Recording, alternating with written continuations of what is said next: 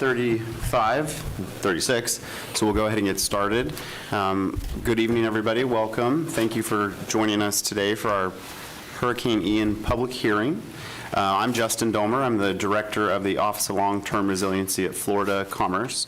A more familiar name is Rebuild Florida. That program is housed within our Office of Long-Term Resiliency. And I do speak government, so if I say OLTR, that is our office, so that's our acronym. So just to get started, I'll go through a little bit of the agenda. So first, I would like to introduce our team members. And then we're going to hear from our Secretary, Alex Kelly. He's going to provide some background into who we are and what we do.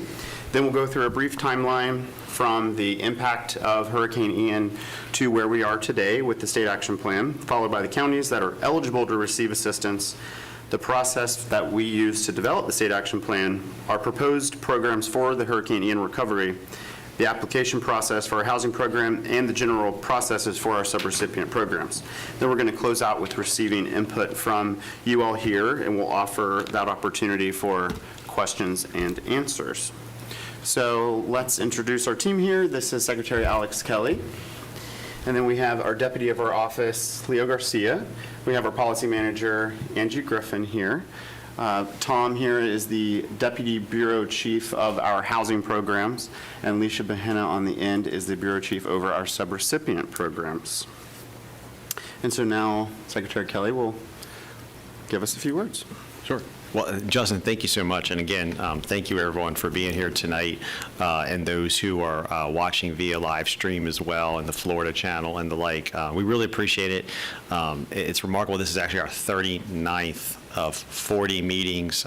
We started doing meetings in May in all of the counties that were impacted by Hurricane Ian and also Hurricane Nicole, although tonight is about Hurricane Ian. Obviously, there's many communities that were hit by both events, and tomorrow we'll be in Tampa closing out actually our very last meeting. We've been, I think, in most counties at least a couple times, and it really for a critical reason, and that is getting public input, public conversation, and I should say at the outset, I know the whole team here, while we have some slides to go through to give some context and background, the point here tonight is actually to have dialogue, and it really can be open dialogue, and so please, when we get to that point, whether it's during the meeting itself or as obviously you got to meet many of our staff, if there's something that comes to mind that you want to follow up one-on-one, that's fine too. The point here is dialogue and getting feedback from the community here in Sanford, Seminole County. I know we have some friends from Osceola County right there,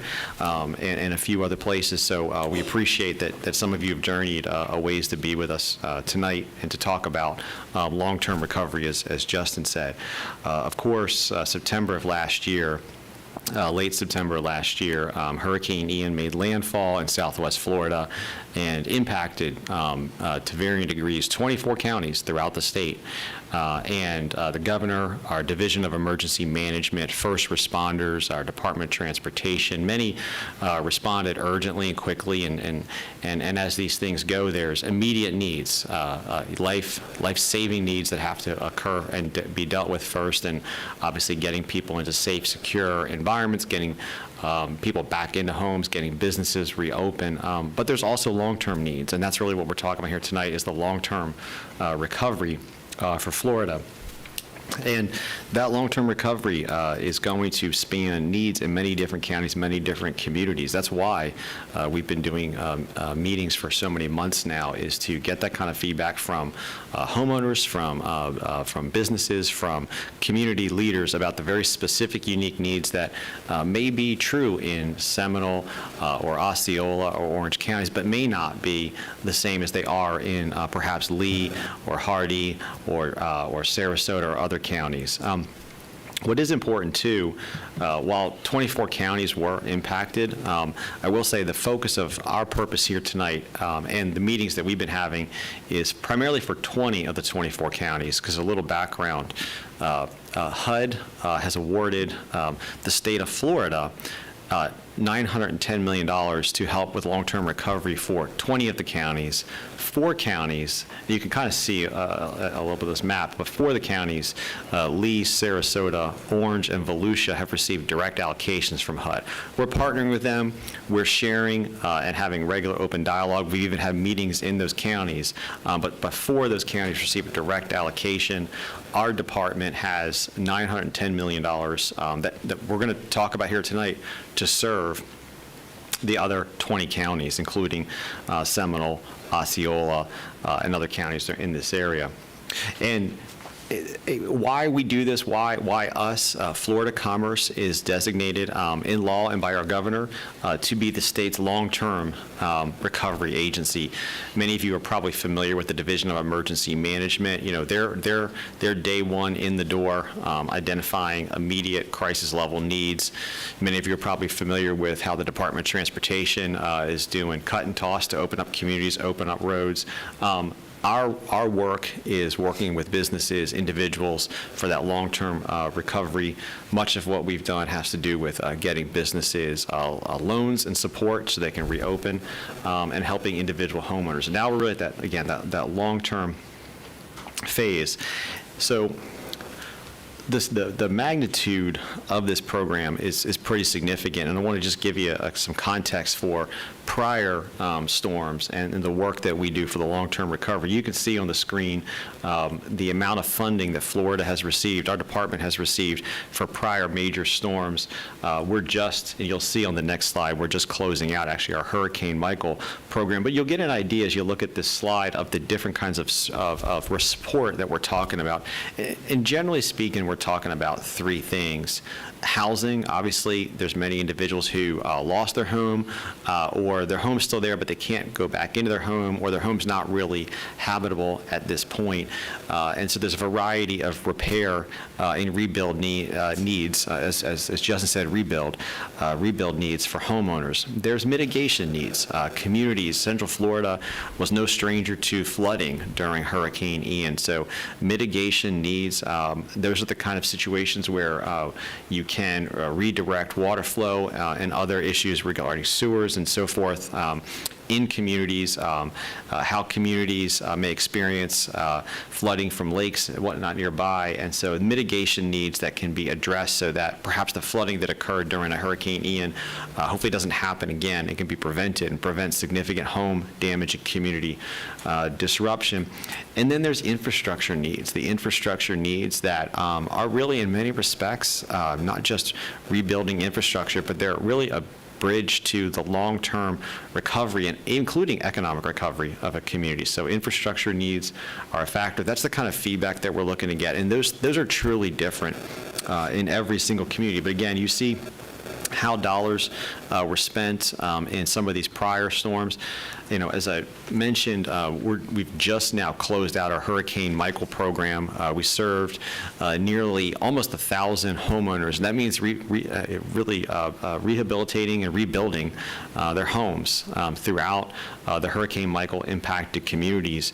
In fact, if you look at Hurricane Irma, we've rebuilt almost 4,000 homes across, I think it's 42 counties across Florida for Hurricane Hurricane Irma.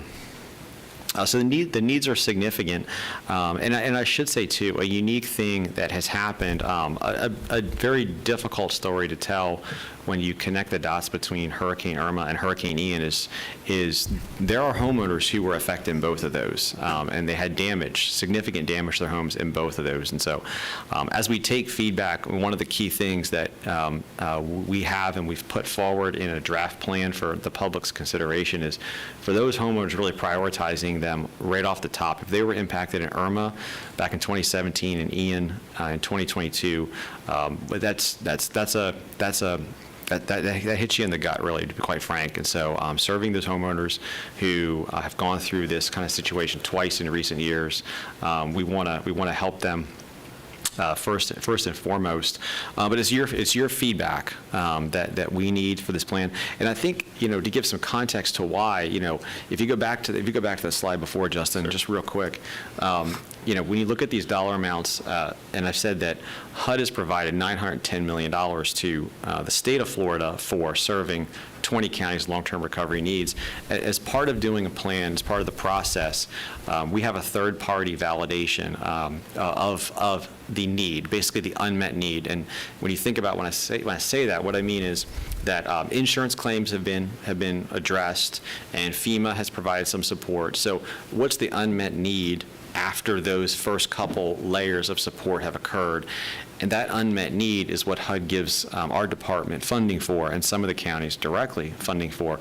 The unmet need assessment that we did had an independent third party validate, said that we actually need closer to $2.5 billion. So HUD has provided our department $910 million, but the unmet need is $2.5 billion. So that is why having meetings such as this, that is why we're grateful there are those who are listening at home tonight as well.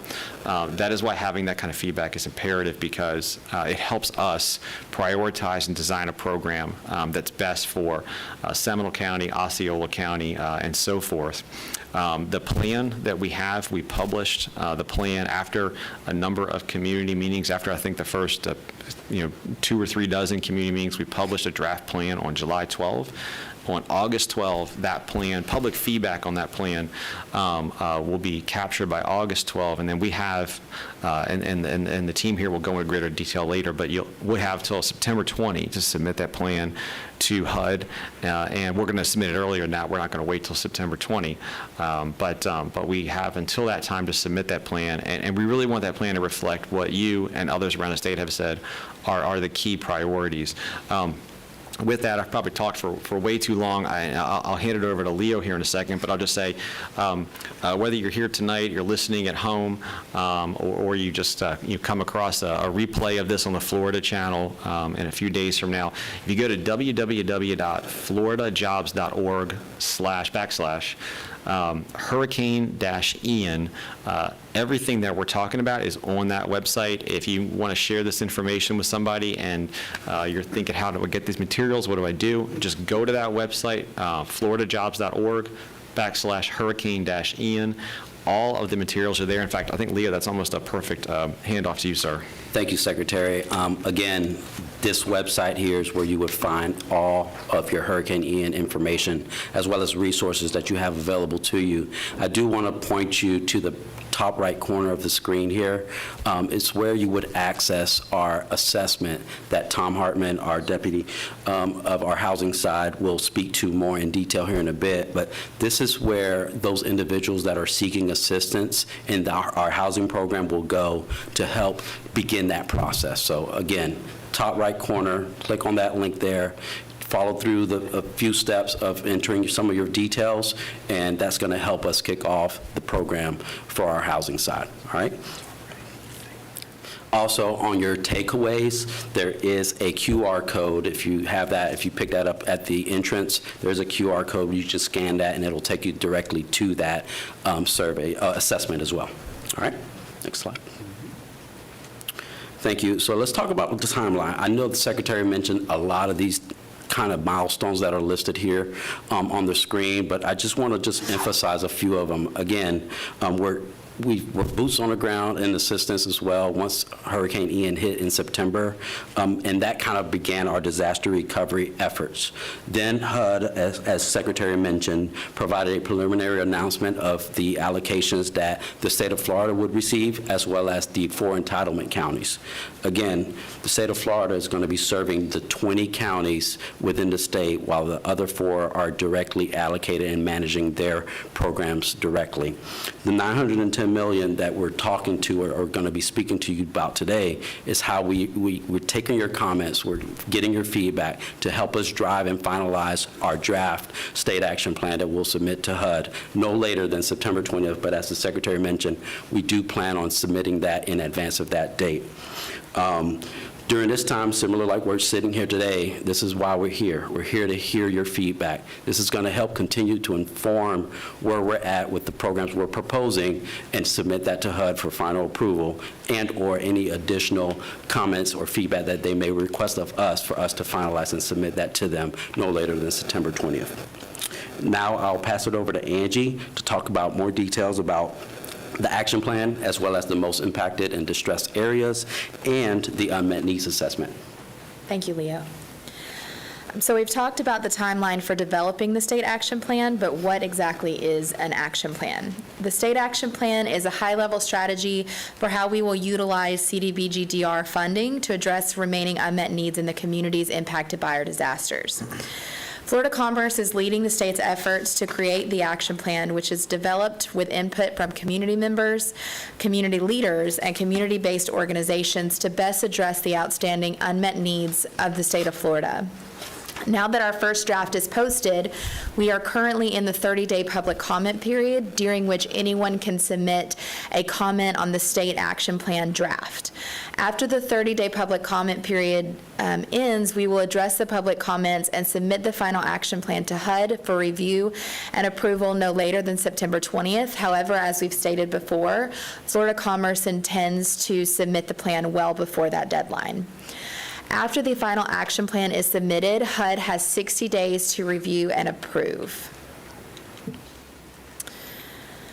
With the Federal Register notice published on May 18th, HUD identified the following counties as being HUD designated most impacted or distressed, also known as mid areas. Brevard, Charlotte, Collier, DeSoto, Hardy, Highlands, Hillsborough, Manatee, Monroe, Osceola, Pinellas, Polk, Putnam, and Seminole counties have all been designated as HUD mid-areas. In addition to these counties, we have added Flagler, Glades, Hendry, Lake, Okeechobee, and St. Johns counties as being state-designated mid-areas. Per HUD regulations, we must spend at least 80% of the funding in the HUD mid-areas, with 20% being able to go to the state mid-areas. Those outside of these counties are not eligible to receive assistance from our Hurricane Ian recovery programs. Prioritizing the state of Florida's most vulnerable communities in the mid-areas impacted by Hurricane Ian is a central focus of the state of Florida's action plan for disaster recovery. As detailed in the unmet needs assessment, roughly 75% of the remaining Hurricane Ian unmet needs are in the housing sector, over $1.8 billion, 14% in infrastructure, over $356 million, and 10% in the economy, over $255 million. These figures include only the 20 mid-counties identified in this action plan. Based on these figures, it is clear that the current funding is insufficient to meet the total unmet needs for the state, and that funds must be prioritized toward implementation of housing programs. However, should HUD make additional funding available in the future, Florida Commerce may incorporate additional programs should unmet needs remain. So we've talked about what the Hurricane Ian unmet needs assessment, but what is an unmet needs assessment? HUD identifies unmet needs as those resources necessary to recover from a disaster that are not likely to be addressed by other sources of funds.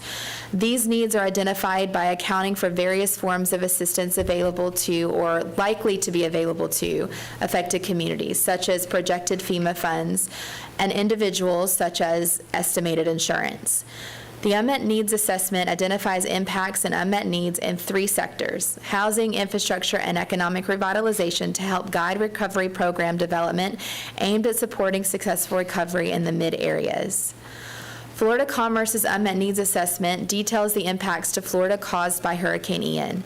The report focuses on housing and infrastructure impacts, which emphasize on particular vulnerabilities in the Hurricane Ian impacted areas, including low to moderate income areas and persons. Though economic needs include uncertainties that are difficult to measure, the housing and infrastructure impacts led to substantial unmet needs estimated to be approximately $2.2 billion. The most recent available data is used to estimate the portion of need unlikely to be addressed by insurance proceeds, other federal assistance, or any other funding sources, resulting in an estimate of unmet need. Generally, in accounting of impacts to individuals and residences, businesses and economic sectors, and public infrastructure is measured against all available funds for recovery from FEMA, the Small Business Administration, public housing programs, and other sources. Residual impacts, after accounting for all support, represent unmet needs. These unmet needs are eligible for CDBG-DR assistance. As you can see here on this slide, there is a breakdown of our unmet need assessment and proposed allocations. As previously mentioned, it's clear that more funding is needed to meet the state's unmet needs. Secretary Kelly recently stated that the development of our state action plan has been intensely informed by a series of 38 valuable public citizen and stakeholder meetings, which were held to hear directly from residences and businesses impacted by Hurricane Ian. In these listening sessions, which were held in all impacted counties, Florida Commerce gained valuable insights into communities' long-term recovery needs following the storm. I'll now hand it back to Justin. Thank you, Angie. So before I switch slides, this is just a great visual representation, as Secretary Kelly mentioned earlier, that the unmet need is $2.5 billion, and we have $910 million to try to help. So, you know, this brings it home. So, next slide. So also another shout out to Angie and her team of 2 other people. They wrote our action plan, which is well over 200 pages. So, you know, thank you for the hard work that you've done. You know, like I was saying, you know, we have a huge unmet need, and this money is for those most vulnerable citizens of the 20 counties that we are responsible for. And in our 24, so Meredith and I, she's our Deputy Secretary of Community Development. She and I both went on the 24 visits to each county impacted by both Ian and Nicole. And it was a great opportunity to really speak to those folks that, you know, are boots on the ground and have an understanding. And that helped us get where we are today. And so as you can see here, the majority of the $910 million that has been allocated to the state is going to the housing program. So we've proposed $795 million to address the housing unmet needs that would be distributed through 3 programs. We have the housing repair and replacement program at $575 million. We have the multiple impact program at $120 million, and what that is the program that will help those folks that have also been impacted by Hurricane Irma. We have the Workforce Affordable Housing Construction Program that will receive $100 million, and that goes to Florida Housing Finance. And then additionally, we have another $50 million that will help address the unmet infrastructure needs that will be distributed through one program, which is called the Hazard Mitigation Grant Match Program. That is the 25% match to the 75% from Florida Department of Emergency Management. They get their money through FEMA, and our money, of course, comes from HUD. So there are some differences in that. But we right now in the draft plan, we are trying to focus these awards to the fiscally constrained communities that are defined in Florida statute, and also those rural units of general local government. And so now Tom and Leisha will dig a little deeper into these programs and what they mean. Thank you, Justin. So as you guys can see, or could see on the previous slide, as we had the funding streams broken out by program, the Housing Repair and Replacement Program is our largest program in the action plan. This program most directly benefits individuals that were impacted by Hurricane Ian and reside in those most impacted and distressed counties that we talked about. Applicants to this program will be prioritized based on vulnerability. So when we talk about social vulnerabilities, we talk about income, we talk about persons with disabilities, those with minors in the households, and those above the age of 62. Rebuild Florida has deployed a housing assessment for Hurricane Ian impacted homeowners. The housing pre-application assessment essentially is a questionnaire for homeowners who are impacted by Hurricane Ian, and I want to emphasize that it's a required step in order to receive an invitation to apply to the program. The assessment is going to help the department prioritize households who are least likely to recover, which is based on the phasing criteria by priority that is established in the draft state action plan.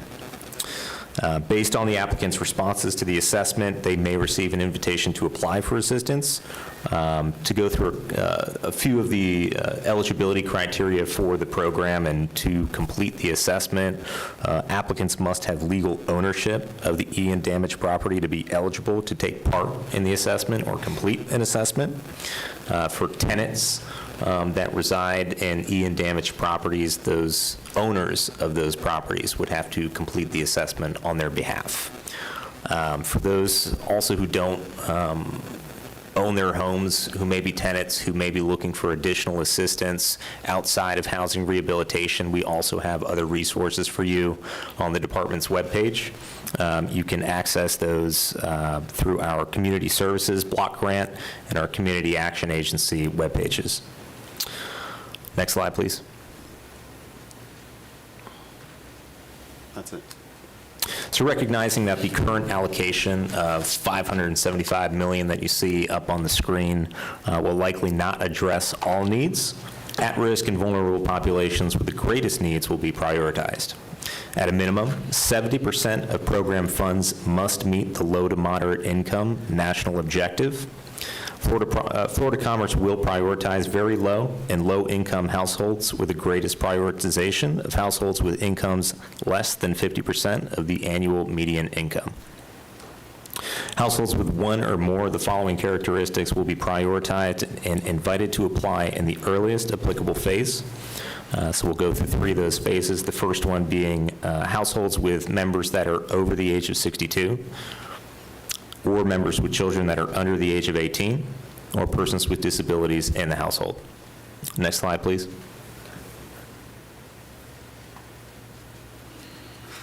So now we'll talk a little bit about the multiple impact program. Secretary Kelly mentioned earlier that Hurricanes Ian and Hurricane Irma had some geographic overlap. So several counties impacted by Hurricane Ian in 2022 also suffered impacts from Irma in 2017. This leads to a significant amount of homeowners with that unmet need we talked about that's laid out in the Hurricane Ian action plan. We can see that overlap of devastation in those counties. The multiple impact program is going to allow the state to prioritize and fund vulnerable applicants who previously applied to the Hurricane Irma program and were deemed eligible, but ultimately were not served due to that limited allocation of federal funding. The homeowners will be re-engaged by case managers who are going to inform them of next steps in the process. Those next steps may include an evaluation of whether assistance was received for Hurricane Ian. So we're talking about FEMA individual assistance, a Small Business Administration disaster loan, or private insurance, National Flood Insurance Program. A grant agreement signing for a CDBG DR award under this program and information regarding contractor assignment could be the next step, depending on where that applicant was in the program. And this program would be administered through essentially the same process and activities as the Hurricane Irma HRRP, except where the federal rule and requirements would differ. Next slide, please. Our draft of the state action plan identifies ways in which we might assist homeowners who have experienced damage to their homes from Hurricane Ian. And as previously mentioned, we're inviting those interested in applying for housing repair assistance to fill out our assessment to help us evaluate your individual needs. This is a necessary step in order to apply later, so please scan the QR code on your handout if you're interested in housing assistance. You can also visit the Rebuild Florida Hurricane Ian webpage at floridajobs.org/hurricane-Ian. If anyone here needs assistance with completing the assessment today, we invite you to come forward once this meeting concludes, and one of our team members will be happy to assist. You can also contact Florida Commerce at 850-245-7105 for assistance. I'll say after our state action plan is approved, we're going to begin designing our housing program to meet the needs of our community members. Once our program is launched, those who are eligible and who have completed that pre-application assessment that we talked about will be invited to apply in a phased process based on eligibility criteria that's outlined in the draft state action plan. Those in phase 1 will be invited to apply first, and phase 2, phase 3, and so on until we have a full obligation of funding and those allocations broken out. Those who are approved will then begin the process of having their applications reviewed, going through the award process, contractor assignment, and ultimately having those properties repaired, replaced, or fully reconstructed. And now I'm going to hand it over to Alicia Behenna. She's going to talk about some of our subrecipient programs.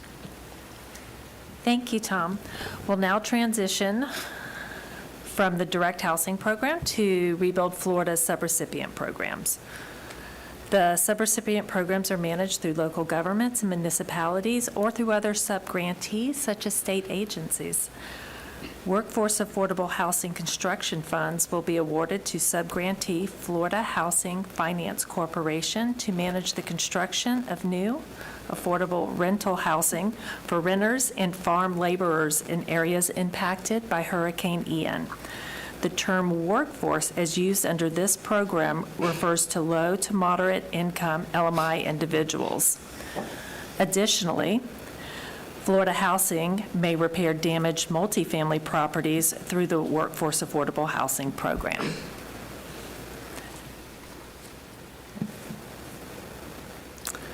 The Hazard Mitigation Grant Match Program prioritizes physically constrained communities as defined in Florida Statute 218.67, as well as rural units of local government, to fund the FEMA HMGP required 25% local match. These counties include Putnam, Hardy, DeSoto, Highlands, Okeechobee, Glades, and Henry. In conjunction with FEMA HMGP, these funds will allow the awarded units of local government to execute necessary and significant infrastructure projects that they may not otherwise have the monetary means to complete, such as home buyouts, structural elevations, localized flood risk reduction, and infrastructure retrofitting. Projects must meet both HUD and FEMA requirements to be eligible for the HMGMP program. If in the future additional CDBG-DR funds for Hurricane Ian recovery are allocated by HUD to Florida, Florida Commerce may consider implementing additional infrastructure programs. The application process for these programs will be a competitive process. After our state action plan is approved, we will begin designing our programs to meet the needs of the impacted communities. Once our program is launched, eligible entities such as cities and municipalities can apply to the program or programs of their choice during the application cycles. We will review applications and make award announcements based on the scoring criteria. Once this occurs, the process for awarding funds to projects will begin. I will now hand it over to Justin Domer, who will lead us through our public comment period. Thank you, Alicia. So just a quick thank you to our very talented and passionate team that we have here. They work day and sometimes night to help serve our citizens, that we serve, the homeowners and the local governments. So thank you all to all of you. This is the part of our public hearing where we get to hear from you in the audience. So if you have not, if you would like to speak, and if you do not have one of these cards, raise your hand and one of our team members here can bring that to you. Let me see. Give you a few minutes to do that. And for those of the people that are watching or will watch in the future, you can email public comments to this email address here on the screen, which is hurricaneian@rebuildflorida.gov. hurricaneian@rebuildflorida.gov. So we'll take a few minutes now, give you some time to fill out your cards, bring those to Rick. Let me see. What do you guys want to do? Okay. Bring those to Jason right here, and then we'll call people up one by one so that you can speak at the podium right here. A good team in the front row.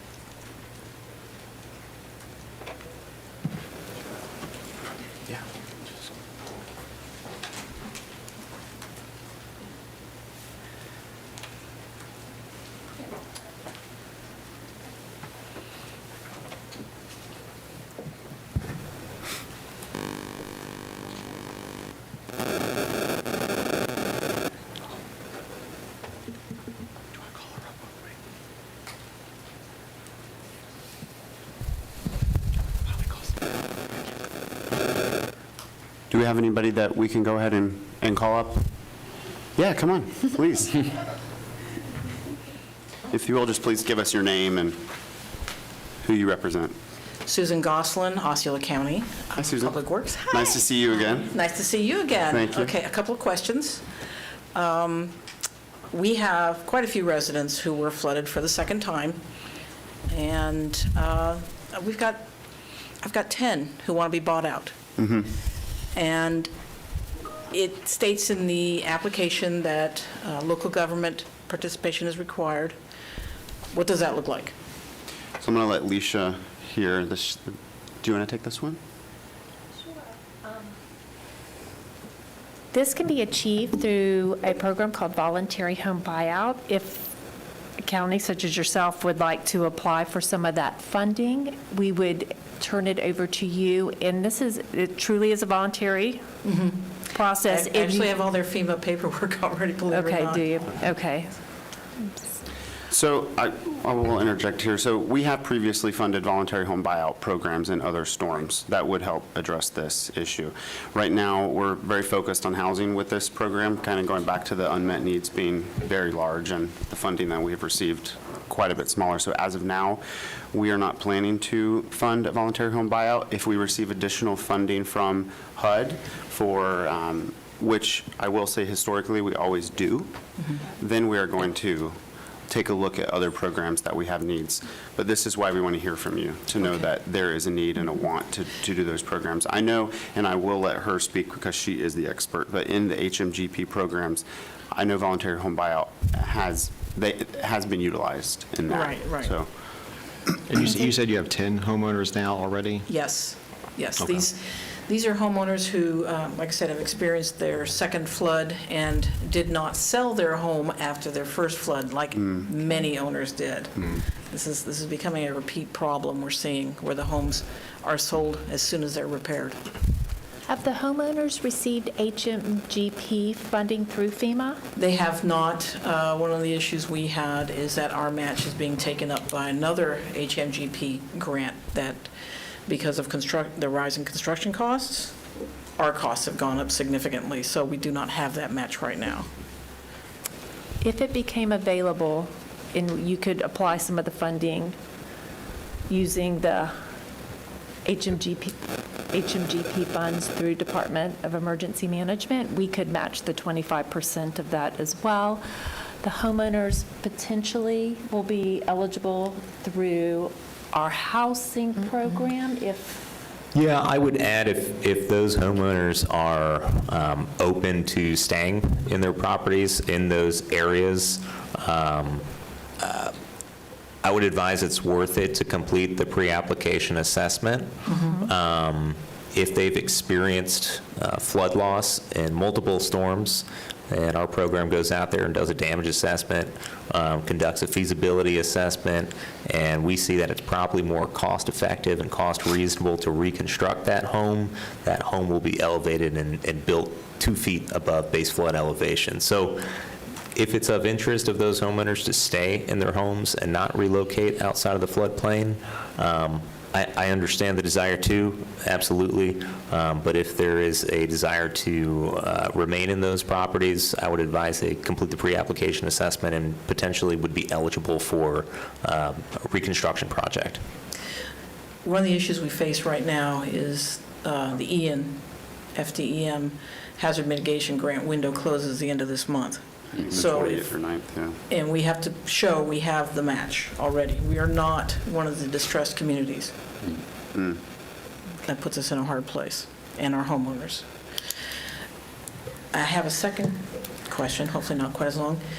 If the infrastructure monies, if those distressed communities do not use the infrastructure monies, will it be reallocated? That is something we will definitely explore. Yes, ma'am. Okay. Thank you, Susan. Call up Mr. John Lockwood.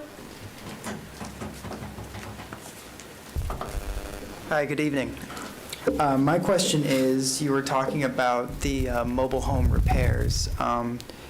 Do the homeowners also have to own the property that the mobile home is on to receive the housing or the home repair benefits at all? Because we've seen that in our county, we cannot give benefits to some individuals if the property owner does not wish to move forward with the project.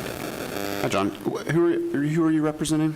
Hi, I'm John Lockwood with Seminole County Emergency Management. Okay, thank you, John. Just wanted to understand. I'm going to let Tom take that one.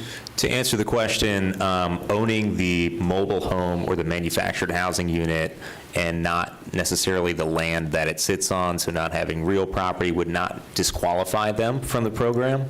The program would just need acknowledgement and acceptance of the landowner to move forward with replacing that unit. And I say replacing that unit because 99% of the time, the units that these homeowners own are pre-1976, 1974, when HUD started regulating the construction of those MHUs. So typically, most of the time, we're going to go ahead and replace those units. But to answer your question directly, no, it does not disqualify them from the program. The program would just need acknowledgement and a yes from the landowner or the mobile home park to proceed with replacement. Okay, thank you so much. Sure. Thank you, John.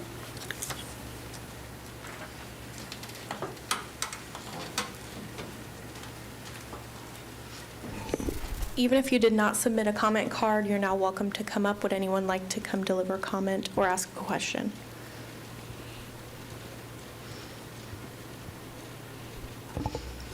Sure, coming up.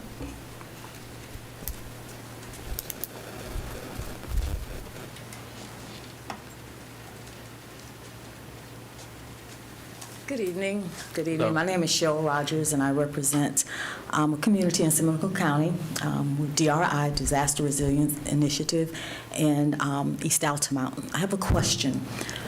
It may have been covered before, but please forgive me if this is redundant. If a storm comes and does damage to a home and they have insurance, how would that affect their eligibility to participate? Hi, Ms. Rogers. Thank you for coming. It's not redundant. That I will actually let Tom take that as our expert here. So obviously, these being federal dollars, these federal dollars have lots of federal requirements, right? One of those federal requirements on our part to adhere to is preventing a duplication of benefits.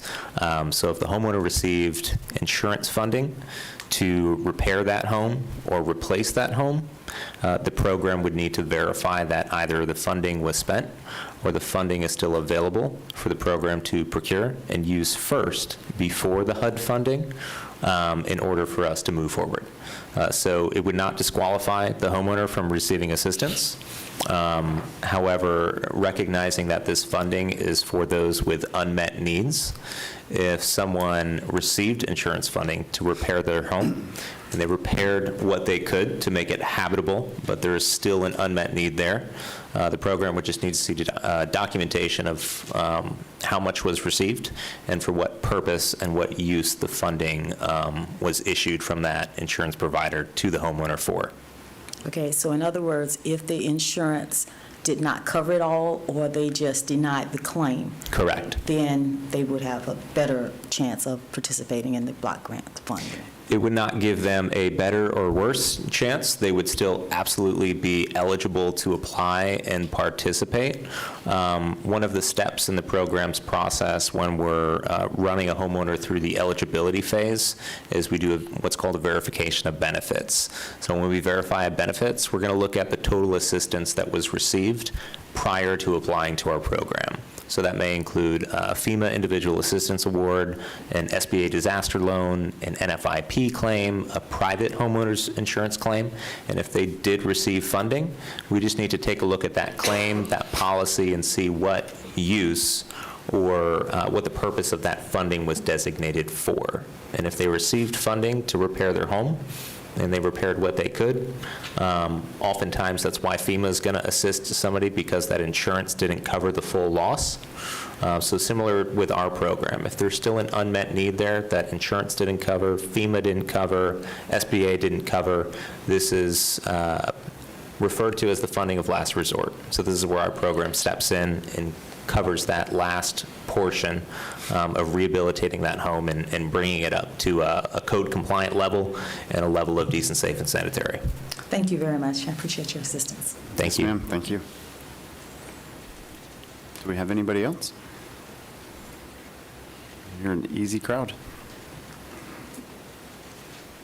Okay. Well, this is just another visual reminder of where to go on our website at the top right corner that is circled right here to take our housing pre-assessment. So a person cannot receive funding if they do not complete this pre-assessment. You complete the pre-assessment, the program determines if they are eligible, and then they will receive the ability to apply to the program. And then that concludes us for today. So I just want to thank everybody for coming out. If you have not done so already, please get a takeaway. There's some really good information on here. There's also some QR codes that can take you to that assessment. Also, a link that you can sign up for updates. This also has our website and the email address as well as the mailing address, because you can mail comments in. Use this QR code, scan that with your cell phone. Also, I just want to thank Seminole County for hosting us, taking time out of your day and night to sit here and do this for us. Again, thanks to you all, and that concludes our public hearing for Hurricane Ian. Thank you all so much. Thank you.